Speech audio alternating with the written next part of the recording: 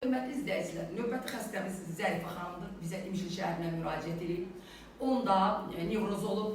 Xəstə deməli hər gün bir yerini tutub, bir gündə yenə qarnını tutanda bunu əməliyyat ediblər, appendisektomiya.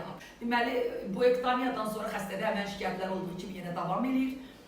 Bu günləri mənə müraciət elədi. Mən müayinə elədim xəstəni. Tam nevroz, panik atak olduğuna əmin oldum. Sizdə şikayətlər nə olmuşdu deyib mənə? Doktor, mənim apendisit nahəmdən ağrılar tuturdu. Mən müraciət elədim həkimə, dedilər həmən patlamaq üzəridir, əməliyyata götürmək lazımdır. Əməliyyat olmuşam, həmən ağrılar daha da çoxdur. Mənlə bərabər əməliyyat olanlar sağalıb, mən sağala bilmirəm. Uşaqlığınız barədə nə dedilər sizə? Uşaqlığımız barədə dedilər ki, çoxdanın uşaqlıq boğazında yara var, xərçəngə meyillidir 80%.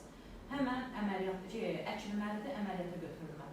Deməli xanım, ağlamağa meyillisiniz. Bəli. Yuxunuz var? Xeyr. Yox, yuxu görmələriniz var, qorxulu yuxu görmələriniz. Bir başqa bir işgədə o xəstəni özündə axtarırsınız. Bəli, elə bilirəm ki, həmən epizodlar məndə də əmələ gələcək. Uşaqları özdə yıxmağa, hamısı yanında olsun, birdən uzaqda olsa nəsə olar, nəsə bir faciə gözləyirmiş kimi olursunuz.